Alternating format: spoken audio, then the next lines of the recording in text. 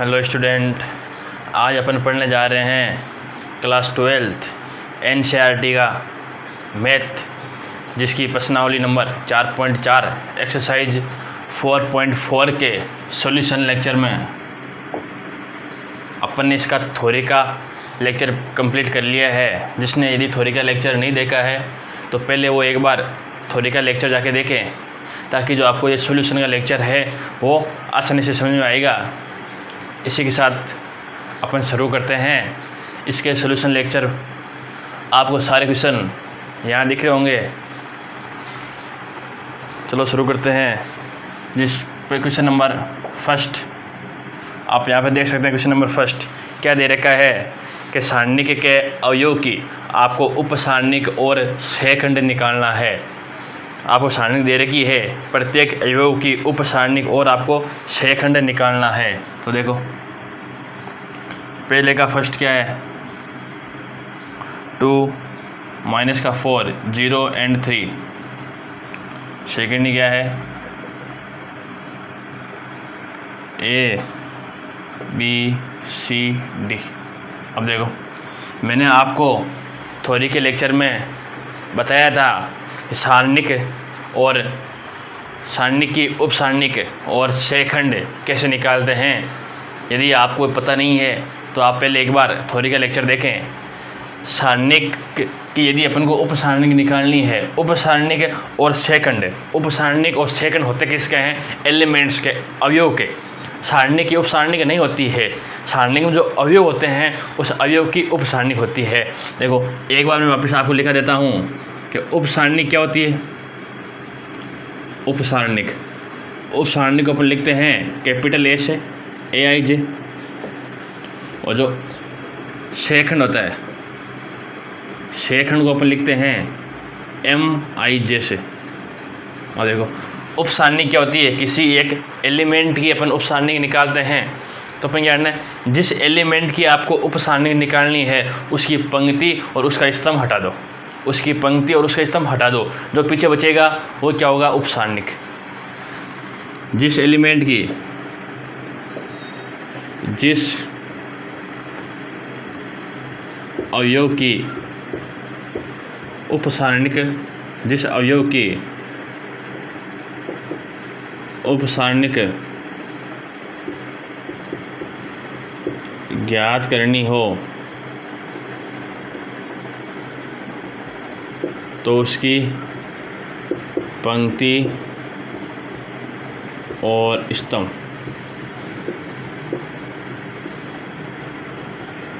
स्तंभ को हटा दो। पंक्ति और स्तंभ को क्या करो, हटा दो। जो पीछे बचेगा उसको अपन क्या बोलेंगे, उपसारणिक। तो देखो, और फिर सेकंड क्या होता है, सेकंड अपन लिखते हैं -1 की पावर I + J AIJ। यानी जो उपसारणिक आता है वो क्या आएगा, सहखंड। लेकिन सहखंड के आगे क्या लगेगा, +1 या -1। +1 कब लगेगा, जब घात क्या हो, सम। पंक्ति और स्तंभ का योग क्या हो, सम, तो क्या हो जाएगा +1। यदि इनका योग क्या हो, विषम, तो क्या हो जाएगा -1। मैंने आपको साइन बताया था, plus minus plus minus plus minus plus minus plus, जो 3 × 3 की सारणिक है। अब देखो अपन सबसे पहले इसको क्या बोलते हैं, पहली पंक्ति पहला स्तंभ। यहाँ क्या लिखते हैं, पंक्ति की संख्या, फिर क्या लिखते हैं, स्तंभ की संख्या। तो मैंने क्या लिखा, पहली पंक्ति का पहला स्तंभ, ये क्या हो जाएगा, पहली पंक्ति का दूसरा स्तंभ, ये दूसरी पंक्ति का पहला स्तंभ, और ये दूसरी पंक्ति का दूसरा स्तंभ। आगे आपको समझ में।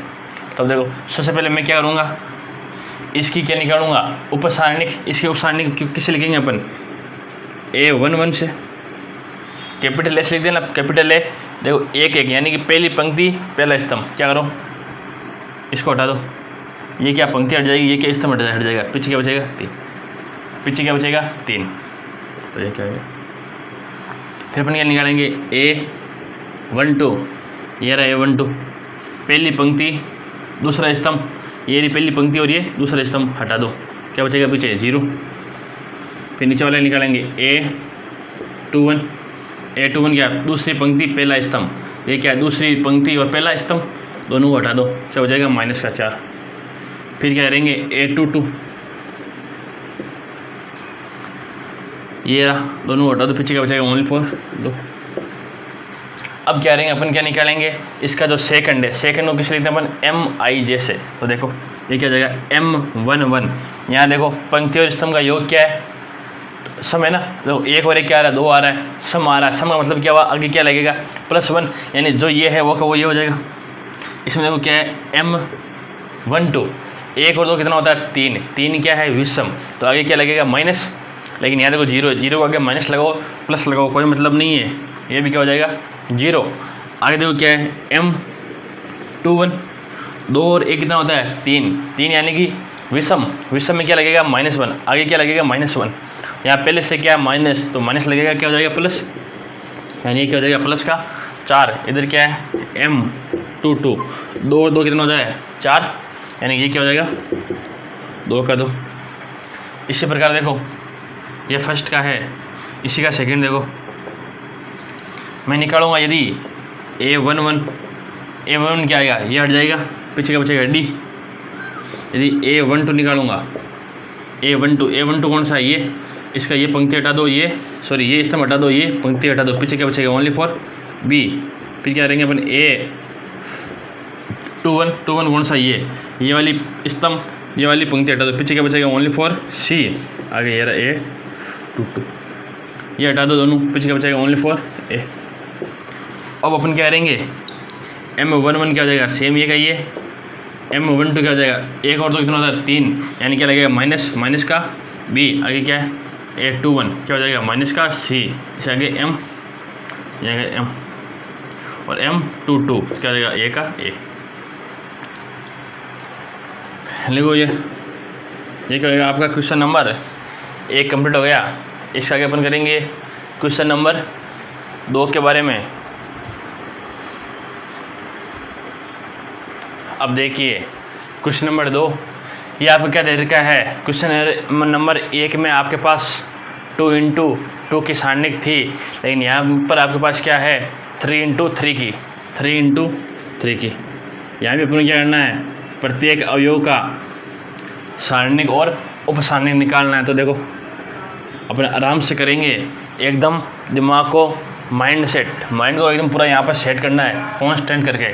देखो सबसे पहले अपन क्या निकालेंगे, इस वाले एलिमेंट अपन क्या बोलते हैं, देखो A11 पहली पंक्ति पहला स्तंभ, इसको A12 पहली पंक्ति दूसरा स्तंभ, इसको A13 पहली पंक्ति तीसरा स्तंभ।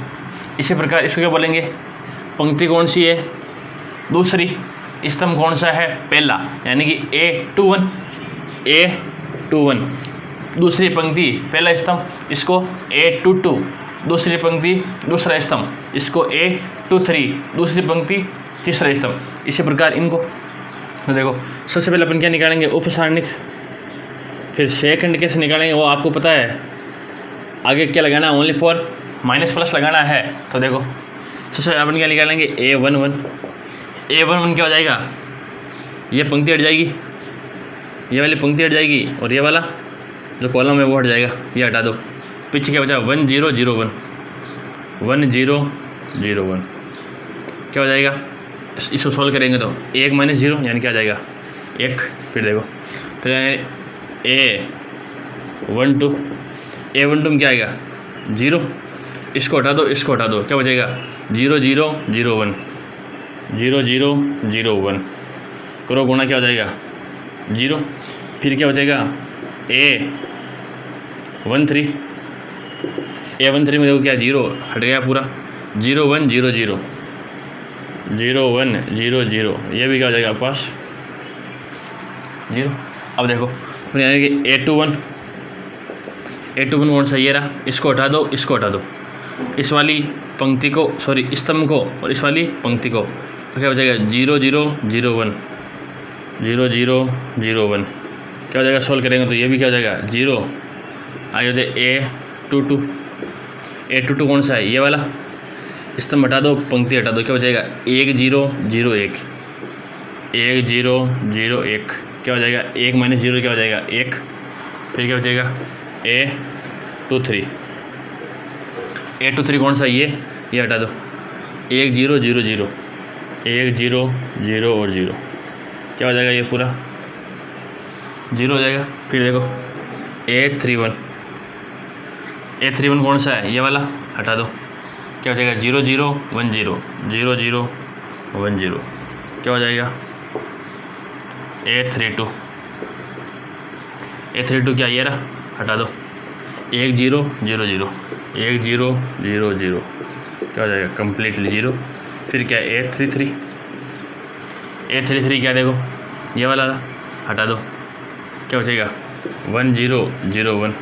सोल्व करेंगे क्या हो जाएगा 1। ये आगे आपके 9 एलिमेंट्स हैं। 9 एलिमेंट के क्या आगे आपके पास है उपसारणिक। अब आपको क्या निकालना है सेकंड।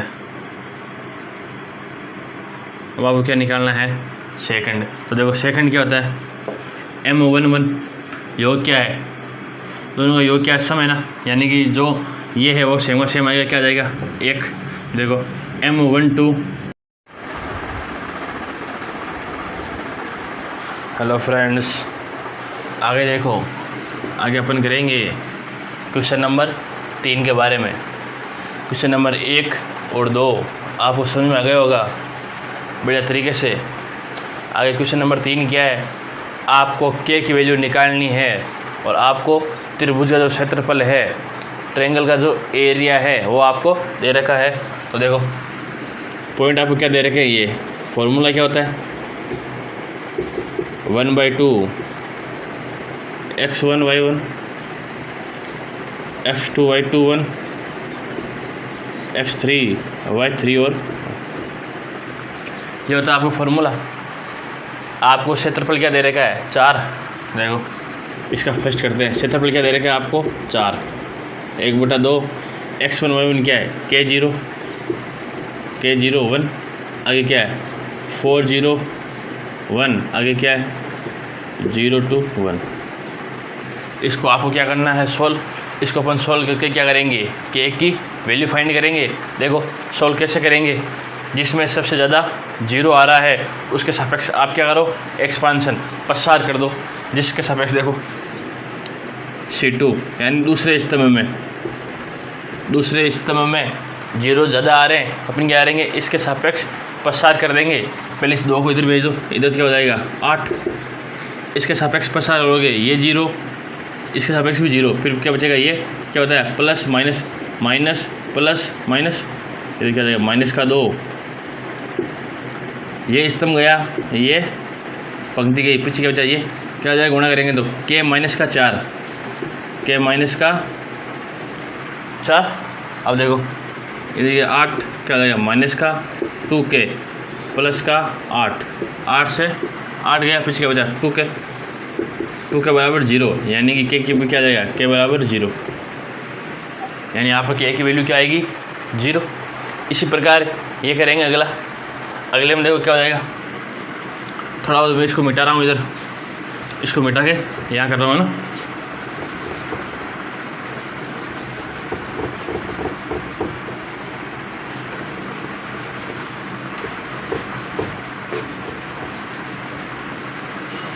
ये देखो फिर इधर करेंगे क्या हो जाएगा ये क्वेश्चन नंबर 2। क्षेत्रफल क्या है 4। क्या जाएगा 1/2 माइनस का 2 0 1 0 4 1 0 के। इसमें देखो तो ये C1 है, इसमें 0 की संख्या क्या है ज़्यादा है, तो अपन इसके सापेक्ष प्रसार करेंगे। इसको इधर भेज दो, क्या हो जाएगा 8। ये 0 इसमें क्या हो जाएगा माइनस का 2। स्तंभ गया और पंक्ति गई, क्या हो जाएगा 4 माइनस का k तो ये क्या हो जाएगा देखो माइनस का 8 प्लस का 2k। इधर क्या है प्लस का 8, इधर जाएगा ये 16 यानी 2 के बराबर का 16 यानी k बराबर का 8। ये आपका आंसर आएगा। इसमें k बराबर 0, इसमें k बराबर 8। उतारो एक बार ये, फिर अपन करेंगे अगला क्वेश्चन।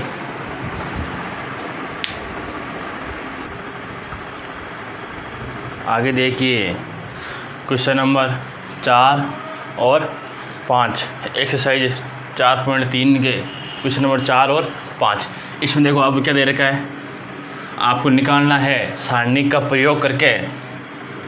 इसमें 2 क्वेश्चन दे रखे हैं, ये पॉइंट और ये पॉइंट।